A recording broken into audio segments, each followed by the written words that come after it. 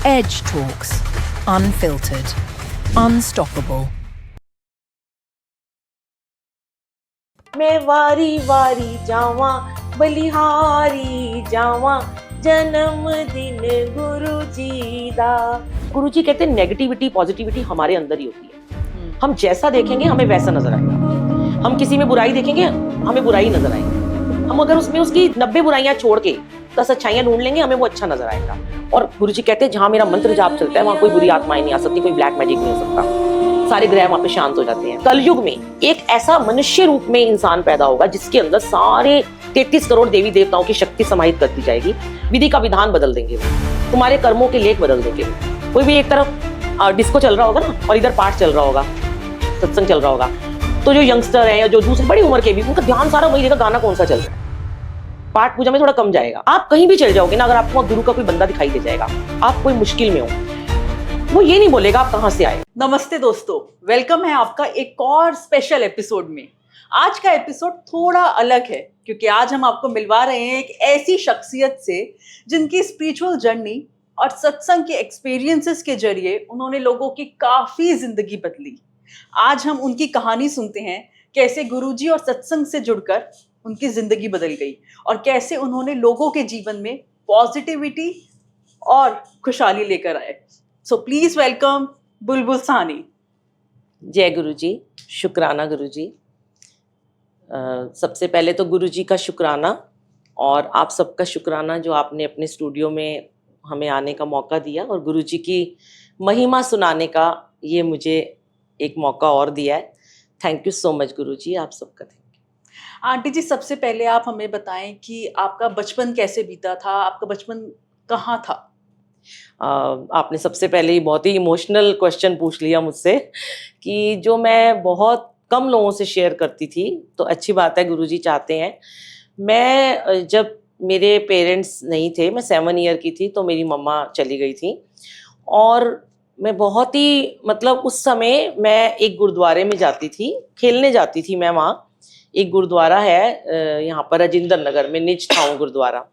वहाँ पर मैं शाम को अपने फ्रेंड्स के साथ खेलती थी और वहाँ बाबा जी के आगे मैं रोज एक फूल तोड़ के डाल देती थी। तो मुझे रोज माली बोलता था तो मैं कल से नहीं आने दूंगा, पर मैं फिर भी वो फूल तोड़ के मैं वहाँ जरूर डालती थी। तो मेरा एक कनेक्शन बन गया था श्री गुरु नानक देव जी के साथ में कि मैं उनको अपने पापा बोलती थी कि मेरे पिता हैं वो, और उन्होंने मुझे बहुत कुछ सिखाया। उसी गुरुद्वारे में ही मैंने सेवा करनी सीखी। फिर धीरे धीरे जब मैं बड़ी होती गई तो कभी अपने रिलेटिव्स के साथ में रही, कभी आश्रम में रही मैं, और मेरी ऐसे ही लाइफ चलती गई। तो मैंने अपने आश्रम में ही बहुत कुछ सीखा और वहाँ पे मैंने सब कुछ मुझे सिखाया। श्री गुरु नानक देव जी ने ऐसी मुझे ब्लेसिंग दी कि जो टीचर्स थी उनकी मैं बड़ी फेवरेट थी। उन्होंने मुझे सिंगिंग सिखाई, ढोलक बजाना, निटिंग करना, कपड़े सिलाई करना, ब्यूटिशियन का कोर्स। कोई ऐसी दुनिया की चीज़ नहीं थी जो मैंने नहीं की। तो वहाँ पे मैं बचपन में ही ना मैं ढोलक लेके कीर्तन करती होती थी, कभी शब्द गाती थी, कभी भजन गाती थी, मैं सबको इकट्ठा कर लेती थी। तो वो एक मन में बचपन से एक आध्यात्मिकता थी कि हाँ मुझे, वो भगवान डिसाइड करते हैं कि आपको कहाँ पहुंचाना है। हम नहीं होते कुछ भी बोलने वाले कि हमारी जर्नी क्या है। तो ऐसे ही करते करते मैं बड़ी हो गई और फिर मैं जॉब करने लगी और फिर मैं जॉब करते करते मैं श्री बंगला साहब गुरुद्वारे एवरी सैटरडे को जाने लगी। तो फिर मेरे हस्बैंड मुझे मिले और हमारी लव मैरिज हुई। वो बहुत लंबी कहानी है, इतना नहीं बता सकती। बहुत अच्छी फैमिली मुझे मिली, जॉइंट फैमिली मुझे मिली, जो कि मैं अकेली रहने वाली और मैं एक 5 भाइयों के परिवार में चली गई। और वहाँ पे भी मेरी बहुत परीक्षाएं शुरू हुई कि पूरा घर का सब कुछ काम भी करना है और भक्ति भी करनी है, और फिर बच्चे भी हो गए। और फिर मैंने गुरुद्वारे जाना नहीं छोड़ा और मैं उस समय भी सेवा करती थी श्री बंगला साहब गुरुद्वारे जाके।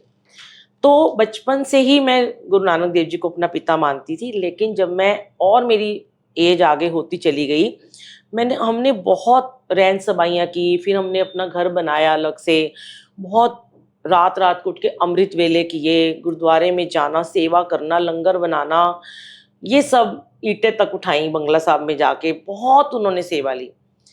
हमेशा मैं एक ही बात कहती हूँ, किसी किसी के जो कर्मास होते हैं ना, वो सिर्फ सेवा से ही कटते हैं। उसकी जिंदगी में लिखा होता है कि जब तक तुम सेवा में रहोगे ना, तब तक तुम बिल्कुल स्वस्थ रहोगे, तुम खुश रहोगे और तुम पॉजिटिव रहोगे, क्योंकि काम भी किया, बहुत काम किया, मतलब बचपन से ही जब बड़ी हुई तो मेहनत करनी शुरू करी।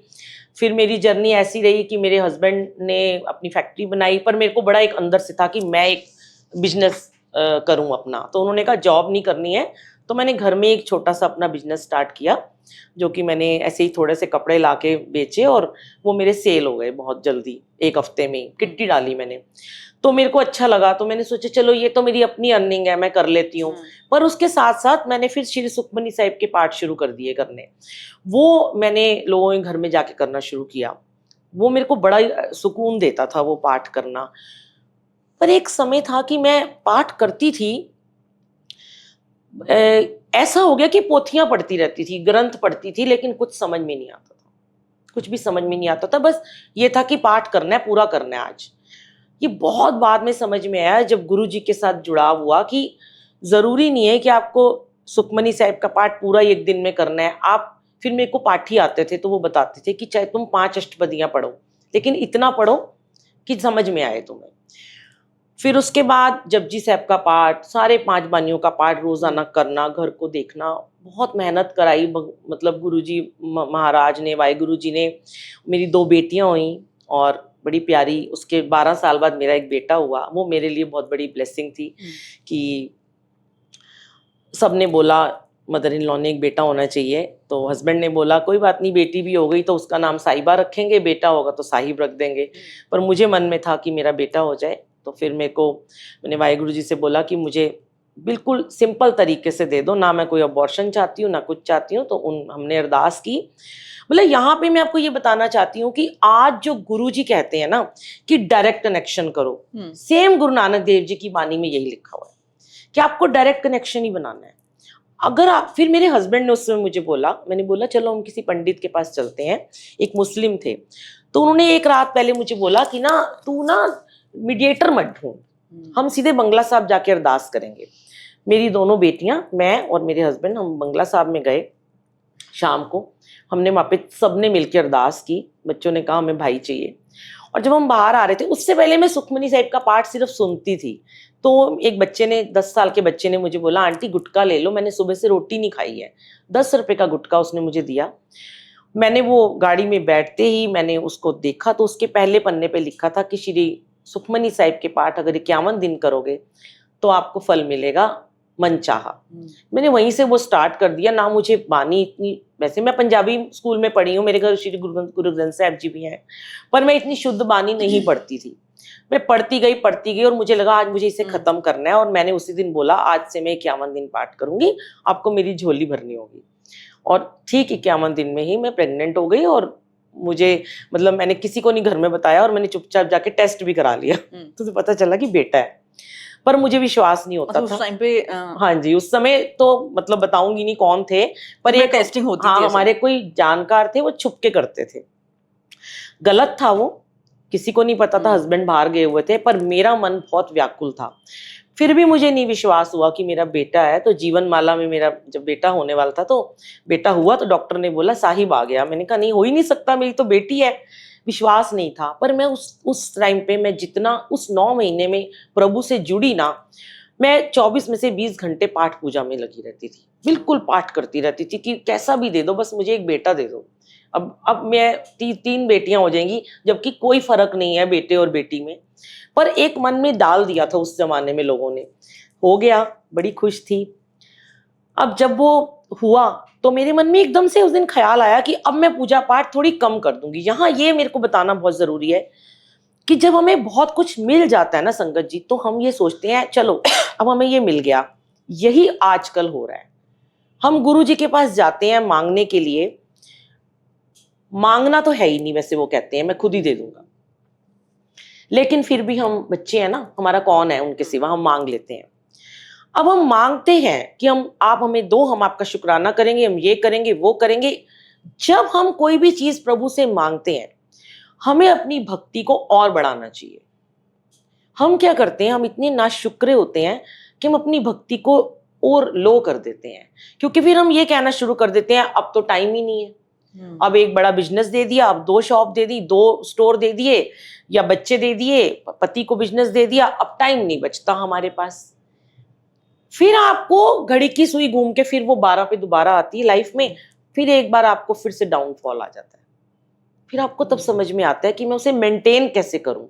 हमें ना अपनी भक्ति को, गुरुजी ने भी ये सिखाया, वाहेगुरु जी ने भी ये सिखाया, हमें अपनी भक्ति को, अपने सिमरन को, जो भी हमें उन्होंने सिखाया है उसको मेंटेन जरूर करना है। जैसे हम अपने आप को मेंटेन करते हैं, जैसे हम अपने कपड़ों को मेंटेन करते हैं, जैसे ज्वेलरी को मेंटेन करते हैं, जैसे बिजनेस को मेंटेन करते हैं।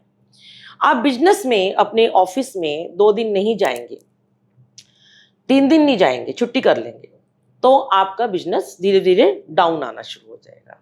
एग्जैक्टली यही होता है।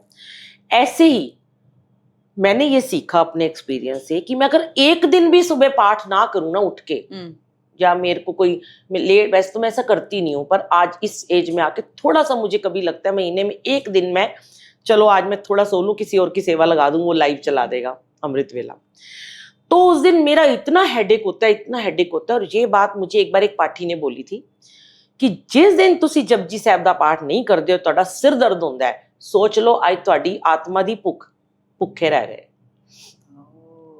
आत्मिक भूख मिटी नहीं है ना। तो वो फिर मैंने ये सोचा कि अब मैं कभी नागा नहीं करूंगी। तो इस तरीके से जर्नी गुरुजी ने, फिर वो आगे बहुत कुछ है जो वाहेगुरु जी ने मेहनत करवाई। फिर मेरा एक टाइम ऐसा आया कि मैंने सब कुछ छोड़ दिया और मैंने घर में पाठ पूजा शुरू कर दी। फिर बच्चे हुए, बच्चे बड़े हुए, मेरी डॉटर थी छोटी, आपके यहाँ पे आ चुकी है वो, आंचल सानी, उसने अपना स्टूडियो खोला। फिर उन्होंने कहा अब आप बच्चे करो आगे, तो उसने बहुत अच्छे से उसको मेंटेन किया, उसकी फैमिली ने उसको बहुत सपोर्ट किया और उन्होंने आज बहुत अच्छे स्टोर बना रखे हैं। तो मुझे गुरुजी ने धीरे धीरे सेवा में लगा दिया, क्योंकि मेरी जो भूख थी ना वो सेवा थी। मुझे अंदर से लगता था मैं सेवा करूं। अब पहले लगता था कि पैसे कम है, अगर मैं सेवा में चली गई तो मेरा खर्चा कौन करेगा। फिर मैं गुरुजी के पास बैठ जाती थी जाके, अरे गुरुजी मेरा तो पर्स खाली हो गया, अब आप ही देख लेना। गुरुजी कहते चिंता ना कर, तेरे चोले भी मैं बनावांगा, अपने भी मैं बनावांगा। फिर मेरे बेटे को और मेरे हस्बैंड को एकदम बीच में हमारा बहुत डाउनफॉल आया और उन्होंने बहुत ब्लेस किया उनको, और उन्होंने अपनी दोबारा से कंपनी स्टार्ट की और बहुत बहुत बहुत आगे चले गए वो। तो अब मुझे किसी चीज की नीड ही नहीं रहती, कुछ भी मांग लो 1 सेकंड में ही पूरा हो जाता है। तो मुझे वो काम से हटा के, हाँ एक बार मुझे किसी संगत ने कहा आप क्या करते हो, तो मैंने बोला कि मैं कुछ नहीं करती। उसी दिन गुरुजी मेरे ड्रीम में आए। गुरुजी का ड्रीम में आना भी एक साक्षात गुरु के दर्शन होते हैं। कभी कोई भगवान ड्रीम में नहीं आते थे, कभी गुरु नानक देव जी ड्रीम में नहीं आए थे। फर्स्ट टाइम जब गुरुजी के मंदिर में बुलाया था उन्होंने, उसी दिन श्री गुरु नानक देव जी मेरे ड्रीम में आए थे। ये मैं अपनी जर्नी में बहुत बार शेयर कर चुकी हूँ। उस दिन वो आए थे, मेरे कमरे में जो स्वरूप लगा था, उन्होंने कहा ले आज से तेरा हाथ मैंने गुरुजी को सौंप दिया। और वो समाधि में खड़े थे गुरुजी की, और मैं कह रही थी मेरा हाथ छोड़ो, कौन है, कोई नहीं था, मेरा हाथ पकड़ा हुआ था। और सामने गुरु नानक देव जी थे, कह रहे मैं तेरा प्यो हाँ। तो कहती सी मेरा कोई भाई नहीं है, आज से मैंने तुझे भाई दे दिया, तेरा वीर है ये। तब से मैं उन सबको बोलती हूँ गुरुजी की वीरा, वो मेरे वीर जी हैं। तो मेरी जर्नी गुरुजी के साथ जब स्टार्ट हुई, उन्होंने मुझे वो ज्ञान की वो बूंद दी कि ये सब बैठ के पोथियां लेके पाठ करना जरूरी नहीं है। आत्मा की भूख जो है सिमरन से शांत होती है, सेवा से होती है। हाँ, सेवा का ये मतलब नहीं है घर को छोड़ो, बच्चों को छोड़ो, बुजुर्गों को छोड़ के जाओ बाहर ढोल बजाओ सेवा करो, नहीं। पहले उनकी सेवा करो, फ्री हो गए तो मेरी सेवा करो। सेवा के बहुत सारी आगे चीजें हैं जो आप पूछना चाहते हैं, मैं बताऊंगी, क्योंकि ये इतनी लंबी मेरी जर्नी है कि मैं 1 दिन या 1 घंटे में तो नहीं बता सकती। इतने युग बीत जाएंगे, क्योंकि गुरुजी ने मेरा जीवन ही एक सत्संग बना रखा है। और जब मेरे जीवन में गुरुजी महाराज आए, जब मेरे को गुरु नानक देव जी ने जोड़ा, तब भी मैंने अपने बाबा को नहीं छोड़ा। लोगों ने बहुत मुझे पीछे खींचने की कोशिश की, नया गुरु बना लिया, ये हो जाएगा वो हो जाएगा। हुआ 22 जुलाई को मैं गुरुजी के मंदिर से जुड़ी थी। ठीक 1.5 महीने बाद मेरे हस्बैंड बहुत बीमार हो गए थे और उनको डॉक्टर ने जवाब दे दिया था। बहुत बड़ी परीक्षा थी, पर मैंने अपने गुरुजी को कहा था कि नहीं, आप संभालोगे, जीवन तुमने दिया है, संभालोगे तुम, हमें हर मुश्किल से निकालोगे तुम। तो बड़ी होती गई ना, तो बचपन में बहुत फील होता था भाई नहीं है, भाई नहीं है, बहुत सारे थे कजन वगैरह, पर वो अंदरूनी रिश्ता नहीं था। जब गुरु जी को राखी टिक्का किया, कान्हा जी को तो करती थी, बाबा जी को भी करती थी, पर जब गुरु जी को किया ना, लगा, मैंने अभी लास्ट टाइम भी ये शेयर किया था कि मैं गुरु जी को एक ही बात कहती थी।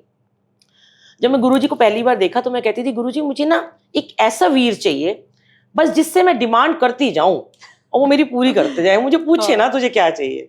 वो मेरा एक प्यारा सा उनके साथ बंधन है। और वो रिश्ता, वो गुरु नानक देव जी का जो फूल का रिश्ता था, वो उन्होंने मेरी स्पिरिचुअल जर्नी तय की हुई थी कि मुझे कब जाके गुरु जी मिलेंगे। कभी मैं कोई गुरु नहीं बना सकती थी, कभी नहीं बना सकती थी। जब मुझे गुरु नानक देव जी ने आके बोला ना, अब तो इनको मान ले, तो उसके बाद तो मुझे ऐसे लगा 10 गुरुओं के बाद, जो 10 गुरु हैं हमारे गुरु ग्रंथ साहब जी में, जिन्होंने इतना हमारे लिए सब कुछ किया, लगता था अब कोई 11वां गुरु नहीं है। पर अब मैं लोगों से बोलती हूँ कि अब ये 11वें गुरु जी जो आए हैं, जय गुरु जी, इसके बाद तो तुम्हें कोई गुरु नहीं मिलने वाला इस कलयुग में। ना कोई आएगा, ना कोई तुम्हें तारेगा। ये तुम्हारे आखिरी गुरु हैं, मान लो इनको जितना मानना है, जितनी इनकी बात कर सकते हो, जितनी इनकी ब्लेसिंग्स ले सकते हो, जितनी इनकी महिमा गा सकते हो, और जितने लोगों को आप बड़े मंदिर से जोड़ सकते हो। बड़े मंदिर की बहुत बड़ी महिमा है। बड़ा मंदिर जो गुरुजी ने बना दिया ना हम लोगों के लिए, हम क्या हैं, मिट्टी थे हम, हमें उठा के उन्होंने अपने सिर का ताज बना दिया। और वहीं से मैं सब कुछ ठीक हुई हूँ। मुझे 4 बार बुलाते थे गुरुजी बड़े मंदिर में हफ्ते में, और मैं वहीं जा जाके ठीक हुई हूँ। बिल्कुल वहां का लंगर प्रसाद खा के, इतनी बीमारियां थी मेरे अंदर, ऐसे बैठ नहीं सकती थी, ऐसे पैर ऊपर करके, इतनी स्लिप डिस्क थी, लेटी रहती थी। मेकअप आर्टिस्ट थी तो मेकअप भी करती थी तो बैठ बैठ के करती थी। आज गुरुजी ने ऐसा बना दिया कि 15-15 घंटे ड्राइव में भेज देते हैं, 8-8 घंटे सेवा में खड़ा कर देते हैं। बहुत कृपा की है उन्होंने। आज भी आप यहाँ बैठ के शेयर कर रही हैं, ये भी गुरुजी ने बहुत बड़ी मेहरबानी है। बिठाया। ये जो मैंने कहा गुरुजी ये क्या कर रहे हो, अभी एक पहले पॉडकास्ट आया, फिर दूसरा हुआ, तीसरा, मैंने कहा ये नई जर्नी, वैसे तो मैं सत्संग शेयर करती हूँ। गुरुजी ने कहा ले मौज ले, तू मौजा ले ही जा मौज कर, जहां मैं चला रहा हूँ वहां चल। तो आप अपने सत्संग परिवार के बारे में कुछ बताएं। हाँ, ये बहुत अच्छा आपने पूछा प्रश्न, क्योंकि देखो यहाँ पे आप भी वही बोल रहे हो जो आपसे गुरुजी बुलवा रहे हैं। ना तो हमने कुछ पहले डिस्कस किया है, ना हमने पहले कोई तैयारी की है ना। मैंने तो आपसे आते ही पूछा क्या पूछोगे, आपने कहा सरप्राइज है। तो ये गुरुजी ना मेरे भी कभी कभी बहुत टेस्ट लेते हैं, मैं ही खड़ी होके लोगों के टेस्ट लेती हूँ, कहते तू भी पकड़ में आएगी। गुरु परिवार, सत्संग परिवार जो है, गुरुजी ने जो आज हमें दिया है, ये हमारे परिवार, हमारे रिश्तेदार, हमारी फ्रेंड्स, सबसे बहुत बढ़ के है। गुरु परिवार कभी नहीं सोचता किसी की हेल्प करने से पहले। आप कहीं भी चल जाओगे ना, अगर आपको वहां गुरु का कोई बंदा दिखाई दे जाएगा, आप कोई मुश्किल में हो, वो ये नहीं बोलेगा आप कहां से आए हो, क्योंकि इसका आंसर मुझे गुरुजी ने ये दिया था कि जब तुम मेरे मंदिर में आते हो तो मैं तुमसे कभी तुम्हारे पाप पुण्य नहीं पूछता। चाहे मेरे यहाँ राजा आए, चाहे रंक आए, चाहे डाकू आए, चाहे कोई सीधा साधा बंदा आए, फर्स्ट टाइम जो आता है मेरे पास उसकी फाइल खुल जाती है और मैं उसको अपने गले से लगाता हूं। मैं कभी नहीं देखता पाप करने वाला इधर जाएगा, पुण्य करने वाला इधर जाएगा। हो सकता है जब आप 4 लोग बैठ के संगत गुरुद्वारा मंदिर में लंगर प्रसाद खाते हो एक थाली में, तुम्हारे सामने तुम्हारा ड्राइवर बैठा है, तुम्हारे सामने तुम्हारा दुश्मन बैठा है, तुम्हारे सामने कोई चोर बैठा है। तुम कह रहे हो मैं तो बड़ा साधु हूं और वो चोर बैठ गया मेरे आगे। आप नहीं डिसाइड कर सकते। उसके कर्म कटवाने के लिए तुम्हें बिठा दिया, तुम्हारे कर्म कटवाने के लिए उसको बिठा दिया। ये सब मेरे पे छोड़ दो। तो जब मैं किसी के पाप पुण्य का लेखा जोखा नहीं करता, तुम क्यों करते हो? तुम्हें सोचना ही नहीं है तुम्हें कहां मैं भेज रहा हूं। अब गुरु परिवार में देखो बहुत सारे कई बार नेगेटिव लोग भी आते हैं। कई बार पहले मैं ऐसे बोलती थी नेगेटिव, पर गुरुजी कहते हैं नेगेटिविटी पॉजिटिविटी हमारे अंदर ही होती है। हम जैसा देखेंगे हमें वैसा नजर आएगा। हम किसी में बुराई देखेंगे हमें बुराई नजर आएगी। हम अगर उसमें उसकी 90 बुराइयां छोड़ के 10 अच्छाइयां ढूंढ लेंगे, हमें वो अच्छा नजर आएगा। एक बड़ी अच्छी साखी है, उन्होंने कहा कि जिस कलर का चश्मा लगा लोगे तो दुनिया वही नजर आएगी। काला लगाओगे काली नजर आएगी, व्हाइट लगाओगे व्हाइट नजर आएगी, लाल लगाओगे लाल नजर आएगी। तो आप जैसी आंखों से उनको देखते हो, आपका काम है अपनी अच्छाई जितनी ट्रांसफर कर सकते हो उसके अंदर करो। क्योंकि बुराई तो होती ना, एक वो होती है, फैलती है बहुत जल्दी, उसको बड़ी जल्दी पकड़ लेते हैं लोग। बुरी चीज अट्रैक्ट करती है बड़ी जल्दी। कोई भी एक तरफ डिस्को चल रहा होगा ना और इधर पाठ चल रहा होगा, सत्संग चल रहा होगा, तो जो यंगस्टर है या जो दूसरे बड़ी उम्र के भी, उनका ध्यान सारा वही रहेगा, गाना कौन सा चल रहा है। पाठ पूजा में थोड़ा कम जाएगा, है ना। और अगर आप कोई कहीं पे, अगर आप कुछ किसी गरीबों को कुछ खिला रहे होगे ना, तो वहां पे भी यही होगा कि नहीं इधर चले जाएं पहले हम। मैंने बहुत देखा है, सत्संग में भी ऐसे लोग होते हैं, गुरु परिवार में भी ऐसे आते हैं लोग। मैं ये नहीं कहती कि सारे अच्छे होते हैं। तो अब गुरुजी ने फिर ना शुरू में मुझे भी बहुत निखारा, उनको बहुत समझाया। कई बार मैं पहले सोचती थी कि ना मैं ना कोई ऐसा चोला चलो ले जाती हूँ, सिंपल सा है, इनका तो घर सिंपल ही है, चलो। मन में कभी कभी थॉट आ जाते हैं कि मेरे अपने ही चोले लेके जाती हूँ, हम तो निष्काम सेवा करते हैं, कुछ लेते नहीं है, अपना चोला, अपना म्यूजिक सिस्टम, बर्तन सब लेके जाते हैं। फिर एक बार किसी के घर जाना था ऐसे ही, तो गुरुजी ने कहा मेरे जन्मदिन वाला चोला लेके जा। मैंने कहा अच्छा, वो चोला तो बड़ा सुंदर है, बड़ा महंगा, अभी तो मैंने अपने घर ही नहीं लगाया। अब वो तो पीछे ही पड़ गए, यही लेके जाना है, थॉट डाल रहे माइंड में टेलीपैथी से कि यही जाएगा। फिर गुरुजी ने फिर ये समझाया कि देख, जब उनके घर में तू अच्छा चोला लेके जाएगी ना, तो वो कितने खुश हो जाएंगे, क्योंकि वो तो रहते ही कम बड़े ऐसे कपड़ों में रहते हैं। तो और जिनके घर में तुम बड़े बड़े चोले लेके जाते हो, वो तो खुद चोला बना लेते हैं, उनके पास तो बहुत पैसा है। फिर अब मैं क्या करती हूँ कि जब मैं किसी ऐसी जगह जाती हूँ, सबसे अच्छा चोला लेके जाती हूँ। थैंक यू गुरुजी, इतना समझाते हो। हमारी ये बुद्धि जो है ना, ये है नहीं, बिल्कुल खराब है, पर इसको वो रिफ्रेश करते रहते हैं टाइम टू टाइम अपनी बुद्धि को ना, उसमें कुछ कुछ थॉट्स डालते रहते हैं। ये तभी होता है जब आप उनके साथ बैठोगे। जब 1-to-1 कनेक्शन कैसे बनेगा, जब मॉर्निंग में आप उठ के थोड़ा सा मेडिटेशन करोगे, टेलीपैथी करोगे, उनसे बातचीत करोगे, अमृत वेला के टाइम कुछ भी कर लो आप। अब मैं आपसे बात कर रही हूँ, आप मेरे साथ बैठे हो, बात कर रहे हैं ना, तो आपको समझ में आ रही है। ये अगर हम थोड़ा सा फोन पे बात कर लेंगे, इतना नहीं समझ में आएगा।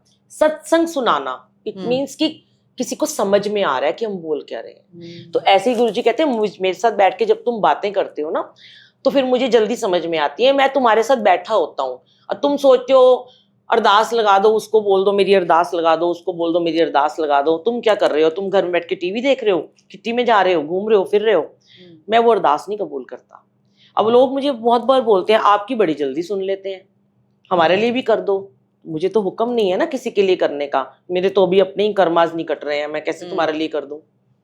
कभी कभी तो मैं भी बीमार होती हूँ, मेरे को भी प्रॉब्लम्स आती हैं, भगवान थोड़ी ना हम बन गए हैं। तो उनको यही कहती हूँ ना, डायरेक्ट कनेक्शन आप बनाओ, मीडिएटर नहीं, कोई मीडिएटर नहीं, डायरेक्ट बात करोगे वो आपको आंसर देंगे। तो गुरुजी के सत्संग करने के लिए क्या करना होता है? लाइक कोई तैयारी होती है स्पेशल? हाँ जी, गुरुजी का सत्संग करने के लिए ज़्यादा वैसे एफर्ट्स नहीं करने पड़ते हैं। आजकल बहुत ज़्यादा हो गया है कि लोग कहते हैं कि हम 1 महीने से तैयारियां कर रहे हैं, फ्लावर डेकोरेशन कर रहे हैं, लंगर प्रसाद के लिए हलवाई बुक कर रहे हैं, या जगह छोटी है बैंक्वेट बुक कर रहे हैं।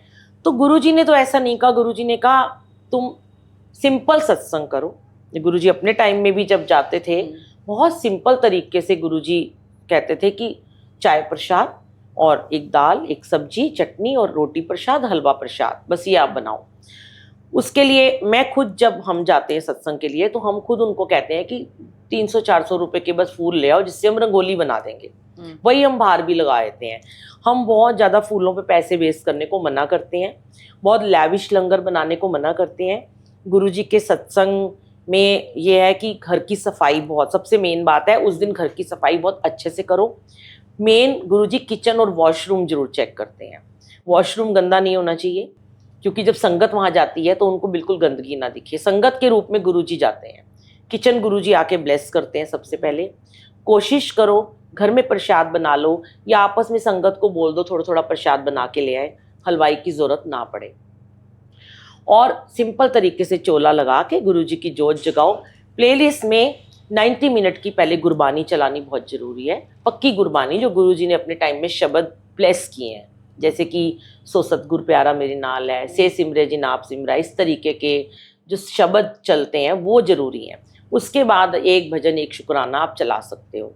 और कोशिश करनी चाहिए कि चाय प्रसाद के साथ, जैसे आजकल ये समोसा, ब्रेड पकोड़ा, ये सब देते हैं, तो यंगस्टर्स जो हैं वो बहुत बोलते हैं कि हम इतनी डाइटिंग करते हैं या जो भी है, हम बड़े मंदिर जाते हैं, हमें चाय मिलती है, फिर लंगर मिलता है। समोसा उस दिन मिलता है मंडे को, जब लंगर प्रसाद नहीं होता। तो जब मेरे घर में सत्संग होता है, मैं भी खाली चाय देती हूँ, चाहे जो मर्जी हो जाए, कुछ नहीं देती उसके साथ में, ना बिस्किट ना नमक पारे। और बाद में लंगर प्रसाद देते हैं हम सिंपल। अब बहुत लोगों ने ऐसा करना शुरू कर दिया है, क्योंकि जब जहाँ हमारी सेवा होती है हम उनको पहले से ही बोल देते हैं, तो मानते हैं लोग।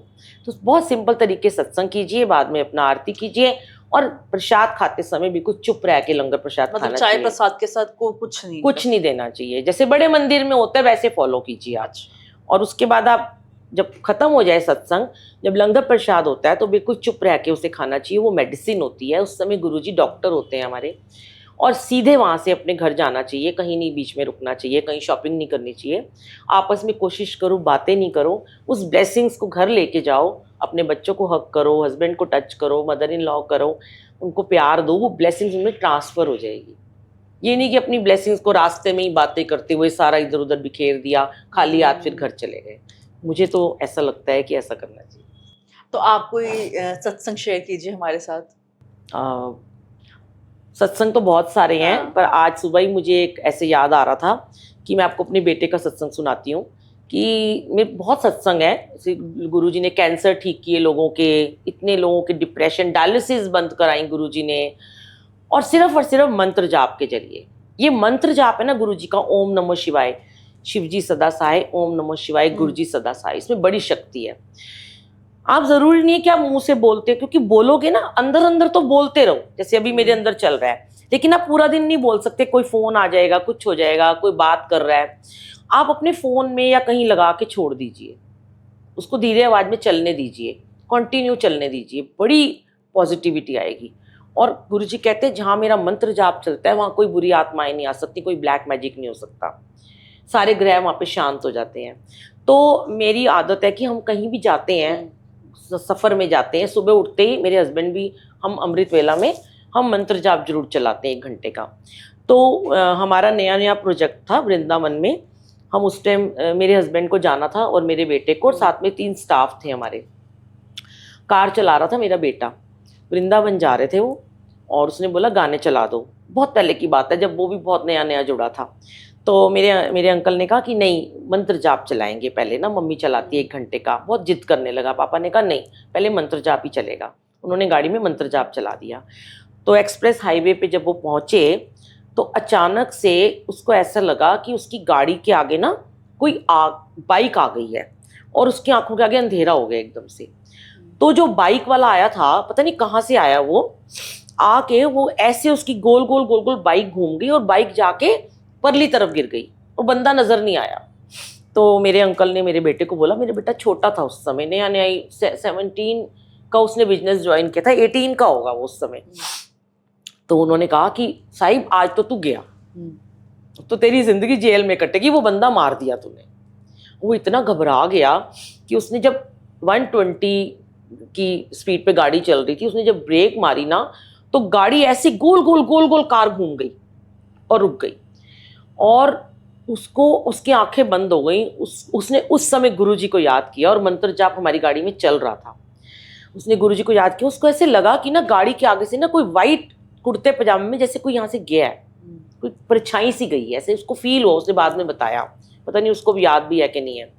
इतने में बहुत सारे गांव के लोग निकल के आ गए, कम से कम 100 लोग आ गए, कि पकड़ लिया उसको। वो गाड़ी से उतरा कि तुमने बंदा मार दिया, बाइक तो आए, बंदा है ही नहीं।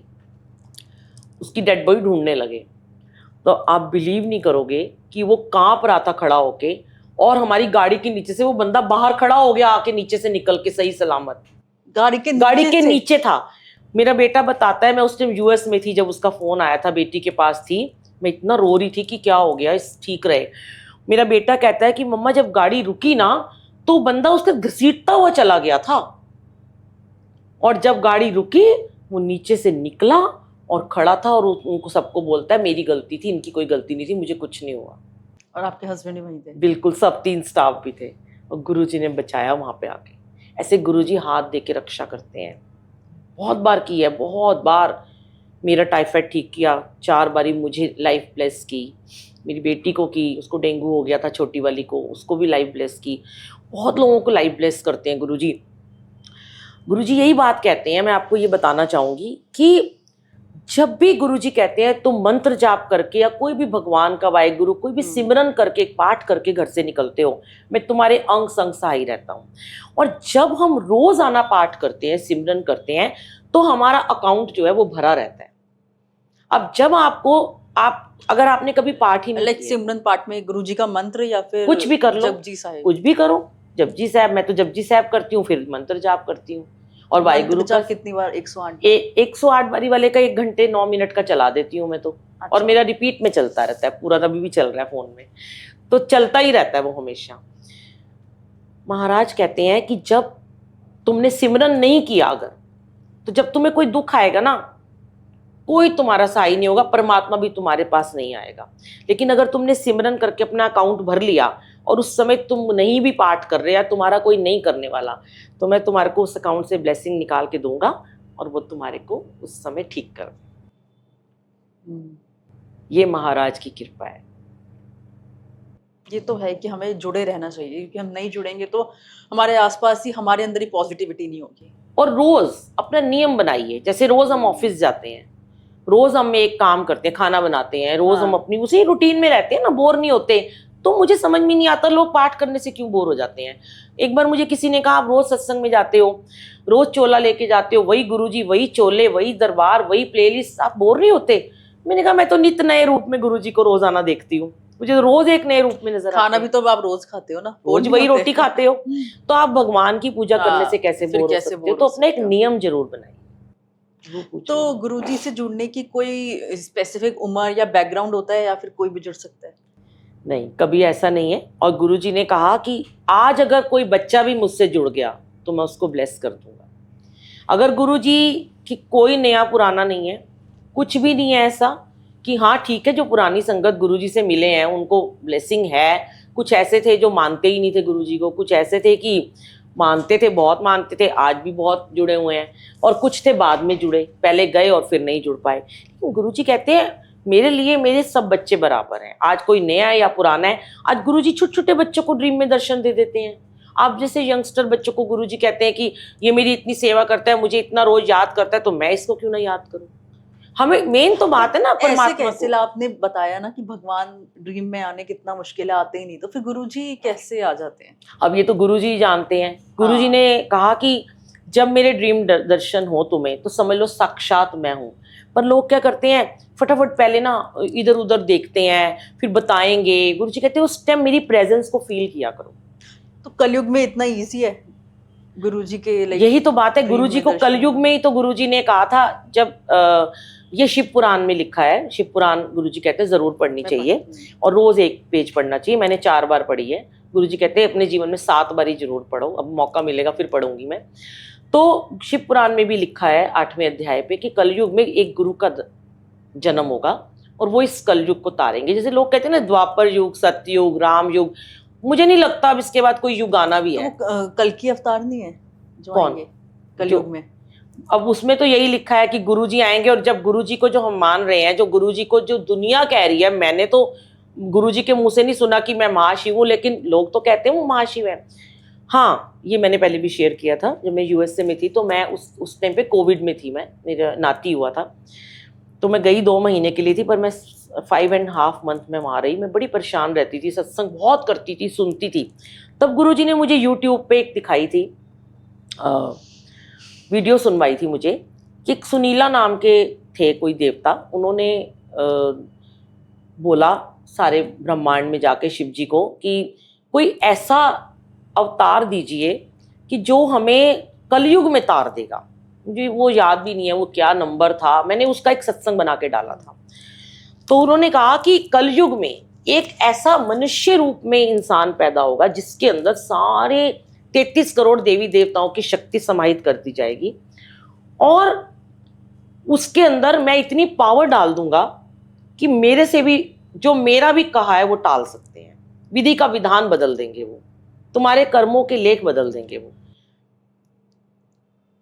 वो तुम्हें गृहस्थ में रहना भी सिखाएंगे, वो तुम्हें वैराग में रहना भी सिखाएंगे, इसीलिए गुरुजी को रसिक बैरागी गुरु कहा गया है। तो उन्होंने कहा कि उनका नाम गुरु के नाम से मशहूर होगा। ओके, तो कल के अब अवतार तो वो फिर जो अलग था है। ना, मैंने तब सुना, फिर मेरे को लगा कि यही तो हमारे गुरु जी हैं। देखो ये तो अपनी भावना की बात है। आप जिस भाव से आप कृष्ण जी को, आप गुरु जी के स्वरूप में अगर कान्हा जी को देख रहे हो, आपके मन में कान्हा जी, आपको उनमें कान्हा जी नजर आएंगे। मेरे घर कई बार गद्दी पे नवरात्रों में कुशन के ऊपर माता रानी के दर्शन हुए। नवरात्रों में पूरी दुर्गा माता बनी हुई थी। अच्छा, आपने गद्दी लगाई हुई है हाँ, अलग से? हमारी गद्दी लगी हुई है, तो बहुत सालों से है। गुरु ग्रंथ साहब जी भी हैं, शिवलिंग भी है, और बहुत बड़ा वो भी एक आंटी को ड्रीम आया था, वो कनाडा की आंटी को, उन्होंने हमारे घर शिवलिंग स्थापित किया। मेरे घर बहुत नेगेटिविटी होती थी, बहुत लोग कुछ कुछ रख जाते थे, ब्लैक मैजिक कर देते थे। वो भी बहुत बड़े बड़े सत्संग हैं, सब गुरुजी ने हटा दिए। पूरा दरबार है, शिव जी, माता रानी, हाँ जी, पूरा 3-3 लड्डू गोपाल है, माता रानी है, नंदी जी हैं, गणपति जी हैं। बहुत सुंदर गुरुजी का दरबार है। वो सेवा लेते हैं और संगत आती है। एवरी संडे अमृत वेला होता है, मैं रोज करती हूँ, लाइव चलाती हूँ। कहाँ पर? लाइक आप हर हम संडे गुरु करते हैं? हरकिशन नगर रहते हैं। हाँ, हमारे घर आते हैं संडे को, संगत हर आती संडे है। सत्संग होता हाँ है? जी, हर संडे को होता है सुबह। बड़े मंदिर इतना प्रसिद्ध है, तो आप प्लीज हमारी ऑडियंस को बताइए कि ये कहाँ है और इसका टाइमिंग्स क्या है, वहाँ क्या होता है? बड़े मंदिर जो है, गुरुजी ने छतरपुर से आगे 20 मिनट आगे जाके, छतरपुर मेट्रो स्टेशन से आगे जाके भाटी माइंस में स्थित किया हुआ है, जहाँ पर गुरुजी ने कहा था कि इस शिवलिंग में 12 ज्योतिर्लिंग की शक्ति को मैंने समाहित कर दिया है। गुरुजी ने पहले ही कहा था कि मैं जब चला जाऊंगा तो यहाँ बहुत संगत आएगी। पहले वहां पे सिर्फ रिच लोग ही जा पाते थे, क्योंकि गाड़ी से जाते थे, और बहुत लोग उस समय शटल सेवा में बिठा लेते थे लोगों को। मेट्रो स्टेशन पे गाड़ियां रुक जाती थी, गुरुजी लिखा होता था, पूछते थे कि आपको गुरुजी के मंदिर जाना है, तो लोग बैठ जाते थे, या फिर ग्रामीण सेवा या ऑटो में। फिर धीरे धीरे ऐसा हुआ कि लोगों ने बिठाना लोगों को बंद कर दिया, क्योंकि बहुत नेगेटिव लोग भी उनको परेशान करने लगे थे, उनके नंबर मांगने लगे थे। तो मंदिर वालों ने ही अपनी शटल सेवा स्टार्ट की हुई है। और गुरुजी ने बड़े मंदिर में जो लंगर प्रसाद, चाय प्रसाद, जल प्रसाद ब्लेस किया हुआ है, गुरुजी ने कहा यहाँ पे मैं ला इलाज कैंसर को भी ठीक कर दूंगा। जो भी यहाँ पे अपने भाव से आएगा, मुझे प्यार करेगा, मुझे सिर्फ आपका प्यार चाहिए, कोई चढ़ावा नहीं है। गुरुजी के सत्संग में 1 रुपए का चढ़ावा नहीं है। और वहाँ भी आपकी मर्जी है, एक साइड में गुल्लक है, आपकी मर्जी है डालो, कोई आपको फोर्स नहीं वहाँ पे करता। लेकिन गुरुजी ने कहा मुझे सिर्फ तुम्हारा भाव चाहिए, तुम यहाँ प्यार से आओ और लंगर प्रसाद खा के जाओ। इसको दुत्कारना नहीं, इसको ठुकराना नहीं है, इसमें बहुत बड़ी शक्ति है, इसी से तुम्हारे सारी मैं प्रॉब्लम्स को ठीक करूँगा। बड़े मंदिर के जो सेवादार हैं बहुत हैं अच्छे, हैट्स ऑफ है उनको कि वो इतनी वहाँ सेवा करते हैं। गौरव अंकल हैं जो चलाते हैं मंदिर को, इतना देख रेख कर रहे हैं। गुरुजी के भतीजे हैं वो, गुरुजी ने उनको बहुत ब्लेस किया हुआ है, तभी तो वो आज ये सब कर पा रहे हैं। मंडे को मंदिर गर्मियों में खुलता है सुबह 8 बजे से लेके शाम के 8 बजे तक, और ट्यूसडे वेडनेसडे मंदिर बंद होता है। थर्सडे, फ्राइडे, सैटरडे, संडे को 4 बजे से लेके शाम को, सर्दियों में 4 से रात को 9 बजे तक खुलता है, और गर्मियों में 5 से 10 बजे तक खुलता है। और बाकी दिन तो जो सेवादार सुबह से ही लग जाते हैं सेवा करने के लिए। और बहुत अच्छा उन्होंने बना रखा है फार्म हाउस, गुरुजी का एक स्कूल बना हुआ है गरीब बच्चों के लिए। डुगरी में गुरुजी का मंदिर है जहाँ पे बहुत ब्लेसिंग है, जहाँ गुरुजी पैदा हुए। यहाँ पे गुरुजी का महासमाधि दिवस मनाया जाता है, और अब यहाँ भी मनाया जाता है बड़े बड़े मंदिर में गुरुजी का जन्मदिन, Guru Purnima, Diwali, new year celebration, Shivratri. ये बड़े त्यौहार हैं गुरुजी ने जो ब्लेस किए हैं 5, यहाँ बड़े जोर शोर से मनाए जाते हैं। और बहुत प्यार से सबको लंगर खिलाया जाता है। हर एक सेवादार बहुत प्रेम से सबको लंगर प्रसाद खिलाते हैं, बिठा के खिलाते हैं।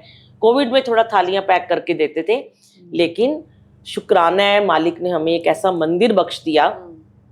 और एक बात और कहना चाहूँगी कि लोगों ने अपने घरों में जो मंदिर बना रखे हैं, प्लीज़ उसको अपना गुरुजी के बड़े मंदिर का नाम मत दो।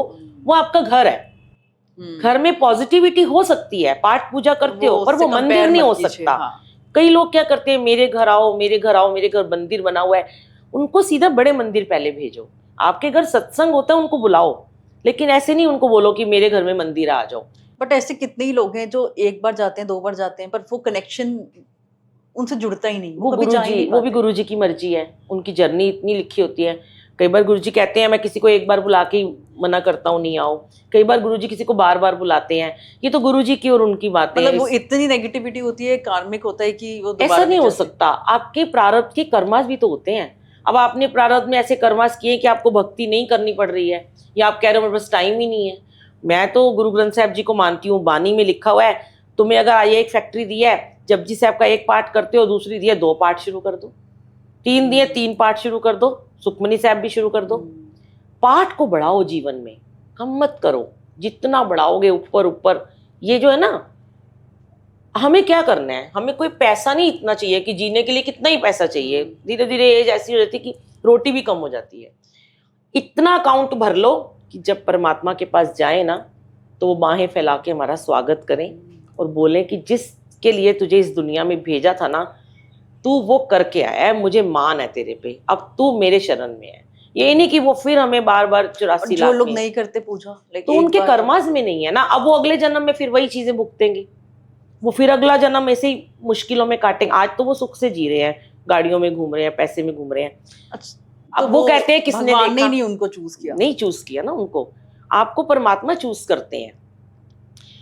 हम लोग भी आज यहाँ बैठ के 1 to 1 बात कर रहे हैं, ये भी उनकी उन्हीं की डिसाइड है उनका कि आज decide इस है। दिन इस जगह यहाँ पे तुमने ये बोलना था। इनकी मर्जी के बिना हम कुछ भी नहीं है, कुछ भी नहीं। बोल भी नहीं सकते, हम कोई काम भी नहीं कर सकते। आप मुझे थोड़ा जन्नत द्वार के बारे में बताएंगे?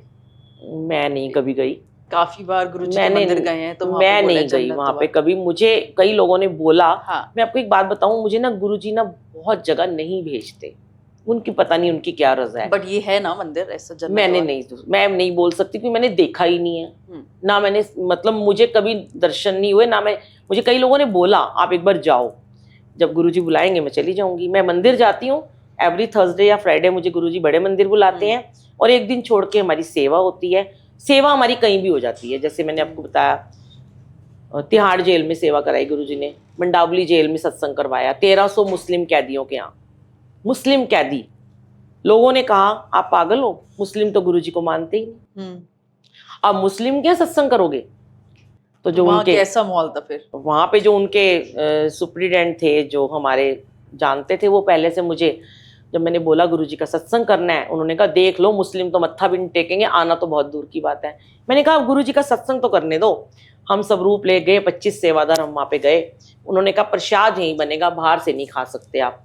ठीक है, हमने कहा मान गए, हम आपको पैसे दे देंगे, आप यहीं बनवा लो। अब उन्होंने कहा होली का भी उस दिन सेलिब्रेशन था, कुछ हमारा डीजे का प्रोग्राम भी था वहाँ पे, क्योंकि मैं पहले एनजीओ भी चलाती थी। तो जैसे ही सब रूप लेके एंटर करा, वो छोटा सा जो गेट होता है ना जिसे ऐसे झुक के जाते हैं जेल में, तो हम सबके फ़ोन ले लिए थे, वो सब रूप ही टूट गया।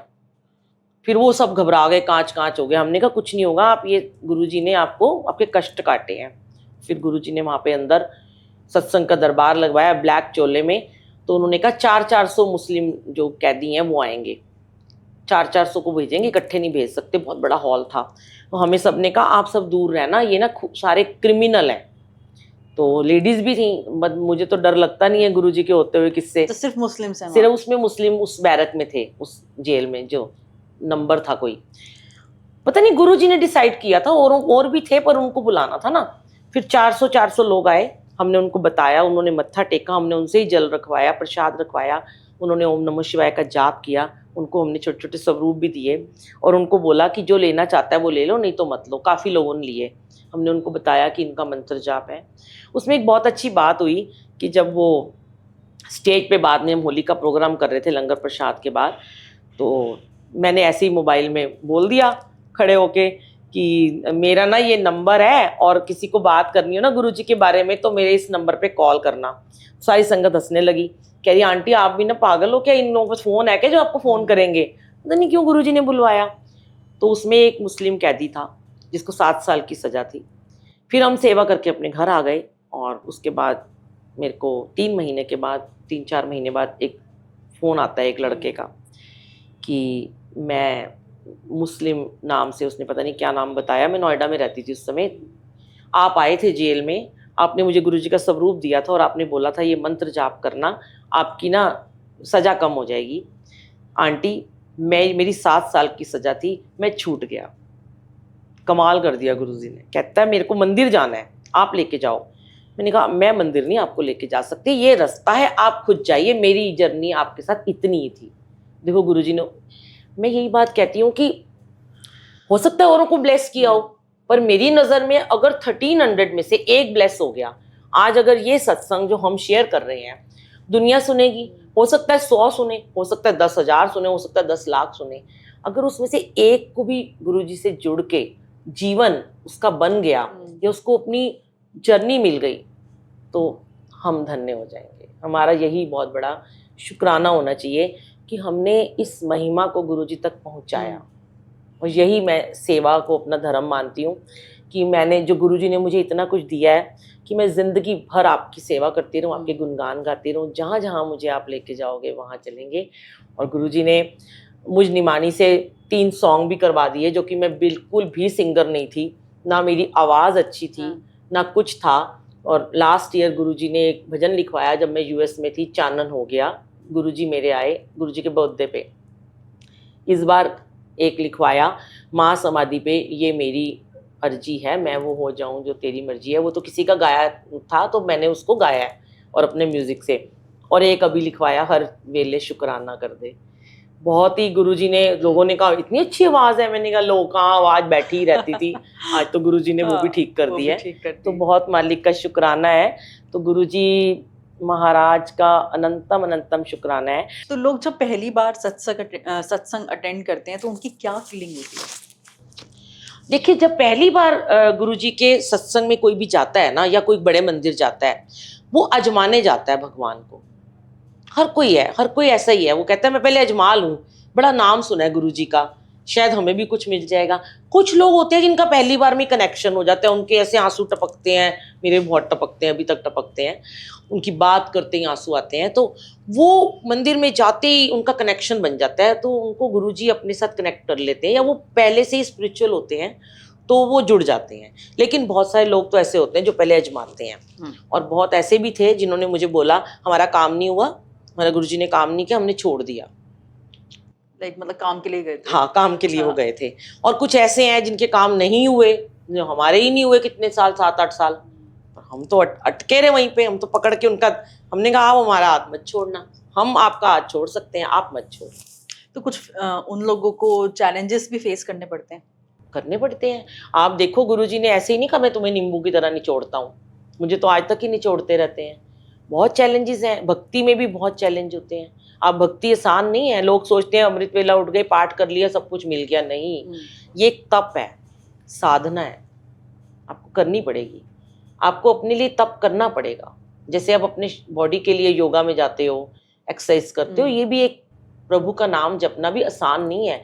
और वही जपा सकते हैं, उनसे अरदास किया करो कि हमें आप ही बिठाओ सिमरन में। तो आपके अकॉर्डिंग सत्संग में जुड़ने वाले लोगों को सबसे ज्यादा अट्रैक्ट क्या करता है? गुरुजी की एनर्जी, बातें, या आशीर्वाद? सबसे ज्यादा अट्रैक्ट जो उनको करता है कि गुरुजी हमसे कुछ ले नहीं रहे हैं और बिन मांगे सब कुछ दिए जा रहे हैं, कृपा पे कृपा वो किए जा रहे हैं। कुछ ले नहीं रहे, ऐसे ऐसा कोई मिलेगा आपको, रब ऐसा कोई मिलेगा? आप कहीं भी चल जाओ, मैं ये नहीं किसी को क्रिटिसाइज नहीं करती, क्योंकि मैं भी गुरुद्वारे जाती हूँ, मैं भी मंदिर जाती हूँ, मैं वैष्णो देवी जाती हूँ, हर जगह कुछ ना कुछ चढ़ावा है ही है। वो नहीं मांगते आपसे, पर आपका मन करता है, तो यहाँ जाके आपको सत्संग में चढ़ाने भी लोग आपको मना कर दिया जाएगा। उल्टा आपको बैठा के राजा महाराजा की तरह पहले जल प्रसाद देंगे, चाय प्रसाद देंगे, आपके जूठे बर्तन उठाएंगे, फिर आपको ब्लेसिंग देंगे। यहाँ ना एक विनम्रता है, एक बहुत सेटिस्फैक्शन है गुरुजी के दरबार में, पीस है, कहीं नहीं हो सकती हो, क्योंकि यहाँ पे डिसिप्लिन है। किसी भी मैंने नहीं देखा सत्संग में, कीर्तन में, चौकी में कहीं डिसिप्लिन होता है। गुरुजी के दरबार में जो डिसिप्लिन होता है ना, वही हमें उनके साथ जोड़ता है। आप जहाँ डिसिप्लिन, बच्चे स्कूल में डिसिप्लिन में रहेंगे तो अच्छी स्टडी कर पाएंगे। अगर आप डिसिप्लिन में बैठ के सिमरन सुनोगे तो आपको जुड़ाव होगा। तो गुरुजी सत्संग में लोगों को किस तरह जोड़ते हैं कि उनकी लाइफ में पॉजिटिविटी है? गुरबानी से। गुरुजी ने सिर्फ एक ही बात कही कि तुम्हारा जुड़ने का एक ही तरीका है, गुरबानी को सुनो। कोई जरूरत नहीं तुम्हें जाके मंदिरों में घंटियां बजाने की, कोई जरूरत नहीं है तुम्हें जाके कंदराओं में तपस्या करने की। घर बैठ के पवित्र गुरबानी सुनो, मंत्र जाप सुनो, वाहे गुरु का सिमरन कर लो, पाठ सुन लो, और जो घर में रूखा सूखा बना है मुझे भोग लगा दो, मैं उससे ही बस खुश हो जाता हूँ। बहुत सारी संगत ऐसी है जो बोलती है कि हमें अंदर से गुरुजी की आवाज़ आए या गुरुजी हमारे ड्रीम में आए कि हमें ऐसे जुड़ना है उनके साथ, तो वो कैसे आती है? मैंने आपको बताया कि वो टेलीपैथी से आती है। टेलीपैथी, गुरुजी ने कहा कि टेलीपैथी कैसे होती है कि जब हम उनके साथ थोड़ी देर बैठ जाते हैं, किसी के साथ भी हम बैठते हैं, हमें वो उनके बातें समझ में आनी शुरू हो जाती हैं, या हम उनसे कोई क्वेश्चन करते हैं, गुरुजी हमारा ये काम कर दोगे, या क्या कब करोगे। बट नई संगत के साथ कैसे होता है? नई संगत को तो किसी किसी को फर्स्ट डे ही ड्रीम में आ जाते हैं गुरुजी, उनकी कृपा है ना, वो तो उनकी कृपा किस पे हो जाए हम कर्मा कैसे है, जान हाँ। सकते हैं, वो उनकी कृपा है, किसी पे भी हो जाएगी। वो लोग जो बोलते हैं हमारे को बताओ, तो वो गुरुजी किसी किसी को तो आंसर देते हैं, किसी को नहीं देते हैं। तो ये तो महाराज की और उसकी संगत की जर्नी है कि किसी को कब बताना है या नहीं बताना। लेकिन आती है आवाज़, कई बार मुझे खुद आती है, चलने की आवाज़ आती है, ऐसे लगता है गुरुजी हमारे घर में ही है। वो मैंने कहा ना, आपका भाव है, आप जैसे भाव से उनको प्रेम करते हो आपको अपने आसपास नजर आएंगे। वो मुझे तो यहाँ भी गुरुजी नजर आ रहे हैं बैठे हुए। हम जहाँ गुरु की बात करते हैं, जहाँ हम गुरु की महिमा का बखान करते हैं, वहाँ गुरुजी की प्रेजेंस जरूर होती है उस दिन, पहले से ही होती है। वो यहाँ पहले ही आ चुके हैं, उन्होंने यहाँ पे हमारे आने से पहले ही वो इस जगह को पहले से ही ब्लेस कर चुके हैं कि आज मैं यहाँ पे हूँ क्योंकि आज मेरी कहानियाँ सुनाई जा रही, मेरी बातें की जा रही हैं। वो खुश होते हैं, वो जब उनकी प्रेस करते हैं वो बहुत खुश होते हैं। उनको कुछ नहीं चाहिए, प्यार, उनको प्यार दे दो बस, आपके हो जाएंगे। बड़े मंदिर में भक्त कैसे सेवा करते हैं? सब अपना अपना कोई योगदान करते हैं? बड़े मंदिर में जो भी सेवादार सेवा करते हैं उनको गुरुजी सेवा बख्शते हैं। आप अगर उनको 10 बार भी किसी को अपनी लगा लोगे ना रिक्वेस्ट कि मुझे सेवा दो, आपको ऐसे सेवा नहीं मिलेगी। आप गुरुजी से अरदास करोगे मुझे सेवा चाहिए, और वो निष्काम सेवा है, वहाँ पे कुछ नहीं देना पड़ता। कोई आप वहाँ पे लाखों रुपए लेके बैठ जाओ, तब भी अगर आपको सेवा गुरुजी ने नहीं देनी तो नहीं देंगे। अभी मुझे 2-3 दिन पहले ही, कल ही की बात है, एक आंटी ने बोला कि मैं गुरुजी से सेवा मांगती थी और मुझे कुटिया के साइड में सारी सफाई की, इधर उधर सब सेवा मिल गई है, और आंटी मैं रोज जाती हूँ सेवा में। और बड़ी मतलब कि ज़्यादा कोई बहुत रिच फैमिली से बिलोंग नहीं करती वो आंटी। वो कह रही थी कि मैं रोज जाती हूँ सेवा में। बताओ, गुरुजी ने उनको घर बैठे सेवा दी, और जो लोग मांग मांग के सेवा करते हैं उनको नहीं मिलती है। तो ये जब निष्काम भावना आपकी आ जाती है तब आपको गुरुजी सेवा देते हैं। गुरुजी सत्संग में नए लोगों को कैसे कंफर्टेबल महसूस कराते हैं? नए लोगों को कंफर्टेबल गुरुजी ऐसे ही महसूस कराते हैं कि जब पहली बार कोई सत्संग में आता है ना, तो उसके अंदर बड़े सारे इफ एंड बट होते हैं। वो कभी कुछ ऐसे होते हैं बहुत ईगो से भरे आते हैं। वो गुरुजी यही कहते हैं अपनी ईगो बाहर चप्पलों के साथ बाहर छोड़ के आओ, अहंकार लेके अंदर नहीं तुम बैठ सकते हो। कई लोग होते हैं आते ही बहुत डिस्टर्ब करते हैं सबको, फोटो खींचते हैं, वीडियो बनाते हैं, तो उनको फिर सेवादार समझाते हैं कि यहाँ डिसिप्लिन चाहिए होता है। जब आप बैठोगे तभी तो आपका कनेक्शन होएगा ना। आप ऐसे कैसे, कुछ ऐसे होते हैं जो बड़े जिद्दी होते हैं, तो गुरुजी कहते हैं छੱਡ दो है ना, मैं आप पे देख लाऊंगा, क्योंकि अगर ये इनको ज्यादा टोकेंगे अगली बार आएंगे ही नहीं मंदिर में। लेकिन हाँ, मंदिर के सेवादार बहुत स्ट्रिक्ट होते हैं, वो नहीं किसी की सुनते, उनके लिए सब बराबर है। क्योंकि वहाँ लोगों को ये लगता है वहाँ गुरुजी हैं, घर में सत्संग में गुरुजी नहीं है। सोचना चाहिए कि हर जगह गुरुजी हर जगह है। तो गुरुजी की टीचिंग्स लोगों को अपनी जिंदगी में कैसे बदलने को कहती हैं? बस गुरुजी का ये बहुत अच्छा एक क्वेश्चन है जिसको मैं हमेशा अपने सत्संग में भी शेयर करती हूँ। गुरुजी महाराज कहते हैं सबसे प्रेम करो, ईर्ष्या मत करो, द्वेष मत रखो, सबसे बड़ी बात प्रतिस्पर्धा मत रखो, निंदा चुगली मत करो। निंदा चुगली करने वाले गुरुजी को बिल्कुल भी पसंद नहीं है। गुरुजी कहते हैं तुम्हारी सेवा, तुम्हारा सत्संग, तुम्हारा प्रसाद, वो तभी मैं मान्य करूँगा जब तुम किसी की निंदा नहीं करोगे। और ऐसे ही जब लोग सत्संग शेयर करते हैं तो उसमें भी किसी की निंदा नहीं करनी चाहिए। आपके साथ बहुत कुछ गलत हो सकता है, मेरे साथ बहुत कुछ गलत हुआ, लेकिन गुरुजी कहते हैं यहाँ निंदा नहीं करनी, यहाँ सिर्फ मेरा गुणगान करना है। तो गुरुजी कहते हैं कि जब मेरे दरबार में आ जाते हो तो बड़े सिंपल तरीके से बैठ के मेरा गुणगान सुना करो, चुपचाप यहाँ पे बैठा करो और मेरी ब्लेसिंग्स लेके जाया करो। और सबसे बड़ी बात जो गुरुजी ने मुझे सिखाई है, अपने दुश्मन को माफ़ कर दो। ये बहुत बड़ी बात है, क्षमा दान देना। आप नहीं कर सकते क्षमा, पर मैंने किया बहुत लोगों को। जैसे जैसे मैं क्षमा करती चली गई, मैं ऊपर ऊपर पहुंचती चली गई। जब आपके मन में क्षमा भाव आ जाता है तब आपको पीछे मुड़ के देखना नहीं पड़ता, आप गुरु की प्यारी संगत बन जाते हो। गुरुजी कहते हैं ये सीख लो बस तुम, और शुक्राना किया करो, शिकायत मत किया करो। तुम्हें मैंने कुछ दिया नहीं दिया, हमेशा शुक्राना करो, वेट करो, सब्र करो, पेशेंस रखो। आज नहीं कल सबको दूंगा, सब मेरी लाइन में है, किसी को जल्दी दूंगा, किसी को देर से दूंगा, दूंगा सही। इबादत कर। मेरी डॉटर को देख लो, 6 ईयर के बाद ट्विंस बेटियां दी, छोटी वाली आंचल को। हाँ। एक मांगा था, 2 दे दिए। वो मैंने मांगे 2 चाहिए, मुझे 2 ही चाहिए। मैंने कहा ना मैं डिमांड करती जाऊँ, पूरी करते जाऊँ, मुझे 2 चाहिए। सब बोलते थे ऐसे कैसे, मैं गुरुजी मुझे तो ट्विंस चाहिए। बख्शना, सेहत उनको स्वस्थ रखना, बस आपने दिया है। बड़ी बेटी का भी एक बेटा है बहुत प्यारा, बहुत अच्छा गुरुजी ने परिवार दिया है। गुरु परिवार में जोड़ रहे हैं, किस किस को जोड़ रहे हैं, किस किस को कहाँ कहाँ लेके जाएंगे वही जानते हैं। तो गुरुजी सत्संग में अपने लोगों को मन शांत और फोकस्ड रखने के लिए क्या टिप्स देते हैं? यही कि आप सिर्फ सिमरन करो, मंत्र जाप करो। आप बहुत सारे ऐसे बच्चे हैं जिनके, मतलब मैं उस सत्संग के थ्रू ही आपको बता सकती हूँ कि जिनके एग्जाम नहीं हो रहे थे। आईएएस की तैयारी कर रही थी एक लड़की, गांव में रहती है, 4 साल वो फेल होती रही लड़की। फिर उसने मुझे कहा, मैंने कहा तुम सुबह उठ के ना आधा घंटा गुरुजी का जाप किया करो। कहती मैं नहीं उठ सकती। मैंने कहा बेटा देख, ये कड़वी गोली है, ये मैंने खाई है, मुझे तो इससे ठीक हो गई, तू भी खा ले। 3 बार उसने बोला, नहीं हुई।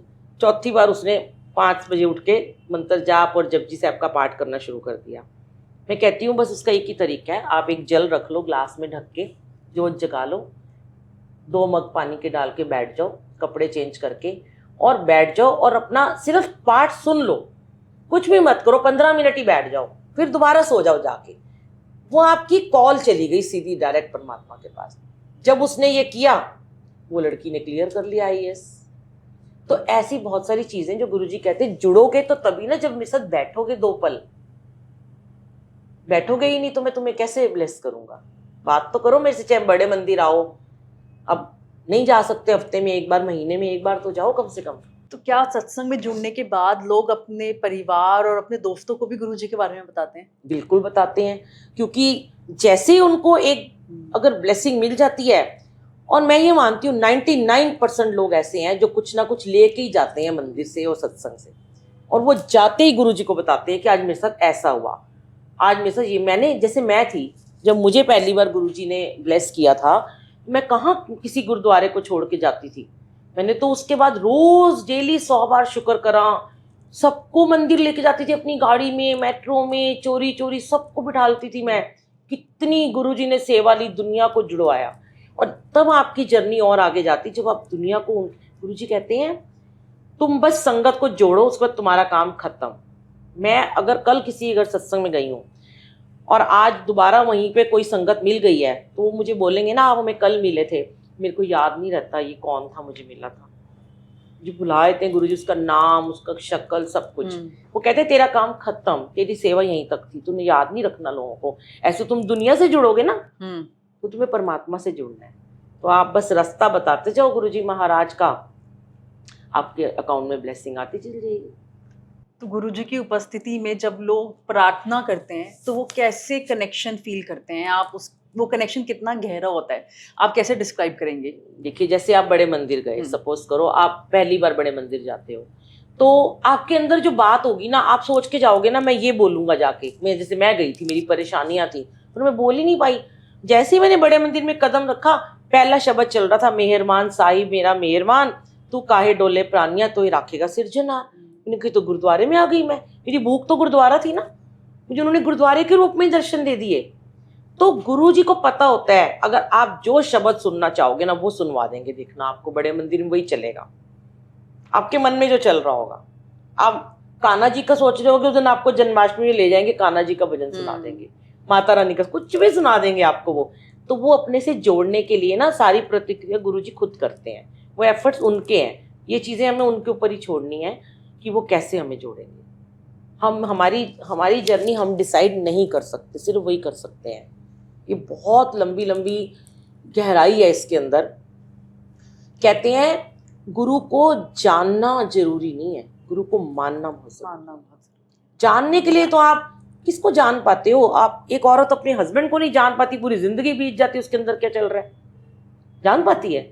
एक लड़की अपने बॉयफ्रेंड को नहीं जान पाती, उसके अंदर क्या चल रही हैं बातें, है ना। कोई लड़की को नहीं समझ पाता, कोई अपनी बहू को नहीं समझ पाता, तो गुरुजी को आप कैसे समझ लोगे? समझना नहीं है, वो कहते हैं मुझे मत समझो, मानो, मैं तुम्हें समझ लूंगा। बस तुम मानो कि एक देखो, एक शक्ति है ब्रह्मांड में, एक शक्ति है जो इस संसार को चला रही है। उसकी किरणें जगह जगह फैली हैं। कोई गुरु है, कोई माता रानी है, कोई कान्हा जी है, कोई कुछ है। जिसको जो अच्छा लगता है वो उसको मान लेता है। अब आज की डेट में गुरु जी को ज्यादा लोग मान रहे हैं, क्योंकि सबसे बड़ी लास्ट में यही बोलूंगी मैं कि वो कुछ ले नहीं रहे और दिए चले जा रहे हैं। तो दिल करता है ना ऐसे भगवान को मानने का। और जो हम बोलते हैं हमारा ये काम पूरा कर दो, वो तुरंत ऐसे चुटकियों में पूरा हो जाता है। जिसको बरसों लग गए, जिस बीमारी को ठीक करने में मैं दवाइयां खाती थी, मुझे इतना डिप्रेशन था, मैं इतनी बीमार रहती थी, मुझे सुसाइड थॉट्स आते थे। एक ज़माना ऐसा था, मेरी वो सारी बीमारियां उन्होंने खींच के बाहर निकाली और दवाइयां उठा के फेंक दी। जो मैं रोज़ डेली मुझे इंजेक्शन लगते थे, एक दिन छोड़ के 2-3 भी ड्रिप लगी रहती थी। आज कोई इंजेक्शन नहीं है, विदिन ना कभी 2 ईयर में कभी एक लग जाए, हेडेक के लिए तो लग जाए। इतना उन्होंने ब्लेस किया। तो हमें और क्या चाहिए? ऐसे गुरु को कौन क्यों नहीं माने? कई बार हमारी कुछ विशेष ऐसी होती हैं कि कई बार गुरुजी पल में पूरी कर देते हैं, कई बार इतना टाइम लगाते हैं, चाहे वो छोटी सी ही क्यों ना हो। तो वो यही तो कहते हैं ना, मुझे भी टाइम दो ना, तुम्हारे कर्म तो मैं कटवा रहा हूँ, 90% कर्म तो मैं तुम्हारे काट दूंगा, 10 जो रह गए हैं वो भी तो टाइम लगेगा ना काटने में, वो गुरुजी कटवाएंगे। तो वो कहते हैं अगर मैंने आज तुम्हें ये चीज नहीं दी तो उसमें भी कोई तुम्हारी भलाई है। अब तुम्हारे पास एक तुम स्कूटर पे जाते हो, गाड़ी नहीं है, तुमको मुझे तो बड़ी गाड़ी चाहिए, मर्सिडीज दे दो, नहीं, वो पहले तुम्हें छोटी गाड़ी देंगे जैसे हमें दी, पहले सेकंड हैंड देंगे, चलानी तो सीख ले, फिर धीरे धीरे बड़ी दी ना। तो वो कहते हैं कि मुझे करने दो काम। अब जैसे मेरी डॉटर थी तो मैं यही, मुझे गुरुजी कहते थे मैं इस पर वर्क कर रहा हूँ, फिर टाइम लगेगा, पर दूंगा ऐसा कि छप्पर फाड़ के दूंगा, दुनिया देखेगी। समझ नहीं आता था ऐसे क्यों बोलते रहते हैं। और छप्पर फाड़ने का तो यही मतलब था कि एक के साथ 2 दे दिए। उन्होंने आपके जब भंडार भरने हैं ना, आपकी सोच, गुरुजी कहते हैं तुम 1 लाख मांगते हो, मैं तुम्हें पता नहीं 1 मिलियन से भी ऊपर देना चाहता हूँ। तो इसलिए मैं तो कभी पैसा तो मैंने कभी मांगा ही नहीं अपने लिए, ना अपने बच्चों के लिए। मैंने सिर्फ इतना हमेशा कहती हूँ रोज़ाना, गुरुजी हमारा हाथ मत छोड़ना, हमारा हाथ बहुत कमज़ोर है, आपका हाथ बड़ा मजबूत है, आप पकड़ के रखना। जैसा कि आपने बताया कि आपने 3 भजन गाए, तो रिक्वेस्ट है कि आप प्लीज 1-2 लाइन में सुना देती हूँ सुनाइए। आपको, जो अभी रिसेंटली गुरुजी के बर्थडे पे था। तो ये गुरुजी ने थोड़ा चेंज भी करवाई, लाइनें भी लिखवाई, और हमारे सारे ना इसमें सेवादार थे। जो हमने शूट किया, हमारे घर में ही शूट हुआ ना, और हमारे सारे सेवादारों ने मिलकर शूट किया था इसको, हमने कोई बाहर से नहीं बुलाए थे। हाँ, रिकॉर्डिंग मैंने करवाई थी ज़रूर ऐसे स्टूडियो में जाके, कि म्यूज़िक अपना बनाना होता है, कॉपीराइट कर देते हैं लोग। तो उसकी 2 लाइनें हैं, क्योंकि मैं हमेशा एक ही बात कहती हूँ, शुक्राना किया करो। तो गुरुजी ने उसी पे कराया, हर वेले शुक्राना कर दे, शुक्राना कर दे, कदे भी ना थक दे, कदे भी ना थक दे, कि मेरा वरसा दे ओ जी। हाय मैं वारी वारी जावा, बलिहारी जावा, जन्म दिन गुरु जी दा। गुरु जी का बर्थडे था। बहुत सुंदर। तो ये गवाया गुरु जी ने। और अभी इससे पहले जो समाधि दिवस पे था वो ये था कि जो ये मेरी अर्जी है, मैं वो हो जाऊं जो तेरी मर्जी है। तो उसमें एक लाइन आती है, लफ्ज़ों का टोटा है, जिक्र प्यारे का अशकों से होता है। जब हम जिक्र करते हैं अपने मालिक का, तो हमारे आंसू निकलते हैं, वो हमारा असली में कनेक्शन होता है, वो हमारी अमृत वर्षा होती है। अमृत वर्षा दीवारों पे हो जरूर नहीं है।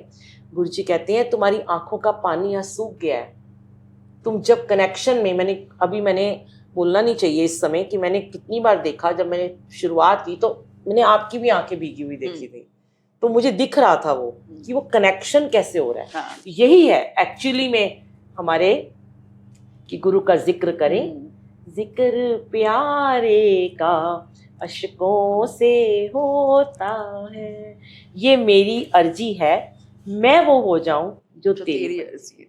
थैंक यू सो मच गुरु जी। जय गुरु जी। जय गुरु जी। तो दोस्तों आज का एपिसोड हम यहीं खत्म करते हैं। हमने सुना कैसे बुलबुल आंटी ने अपने गुरुजी के सत्संग और अपनी जर्नी के थ्रू अपनी जिंदगी और दूसरों की जिंदगी में कैसे खुशियां और शांति लेकर आए। आंटी जी आपका बहुत बहुत शुक्राना कि आपने अपने सत्संग शेयर करे आज हमारे साथ। गुरुजी का शुक्राना और आप सबका भी शुक्राना, और इस चैनल को चलाने वाले जो हैं उनका भी शुक्राना। अनन्या आपका नाम है? हाँ जी, का भी शुक्राना। अगर आप लोगों को आज का एपिसोड पसंद आया तो प्लीज लाइक कीजिए, शेयर कीजिए अपने दोस्तों के साथ और हमें सब्सक्राइब करना ना भूलिए। मिलते हैं अगले एपिसोड में, तब तक इंस्पायर्ड रहिए और अपनी जिंदगी को मीनिंगफुल बनाइए। नमस्ते, शुक्राना गुरुजी।